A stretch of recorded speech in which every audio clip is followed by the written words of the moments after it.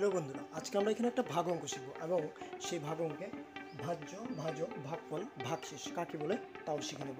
ভাগ করার ক্ষেত্রে প্রথমে আমি যে সংখ্যা দিয়ে ভাগ করব তাকে আমরা বলবো ভাজক, এবং যাকে ভাগ করব সে হচ্ছে ভাজ্য, এবং যে উত্তর আসবে সে হচ্ছে ভাগফল, এবং ভাগশেষ অবশেষে যে থাকবে। তো এখানে একটি সংখ্যা রয়েছে, এখানেও আমি একটি সংখ্যা বেছে নিলাম। এবার দেখলাম দুটো সংখ্যা সেম, অর্থাৎ একই আছে, তো 2 1 2। এবার আমি বিয়োগ করব। বিয়োগ করার পর দেখলাম 2 থেকে 2 বাদ দিলে 0 হয়। পরবর্তী সংখ্যা 4কে আমি নিচে নিয়ে আসবো। 2 দিয়ে আমি যখন 4কে ভাগ করব তখন দেখব 2 এর নামতা 2 2 4, লিখলাম 4, এটাও মিলে গেল। এবার বাকি রয়েছে শুধু 5, আমি লিখলাম 5। এবার 2 দিয়ে আমি কি 5কে নামতা পাবো?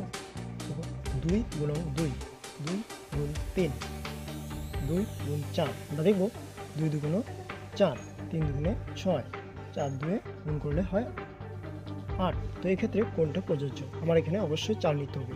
যদি 2 2 4, ছোট নেওয়া যাবে না, আমাকে হয়তো সমান নিতে হবে, বড় নেওয়া যাবে না, হয় সমান নিতে হবে না ছোট নিতে হবে।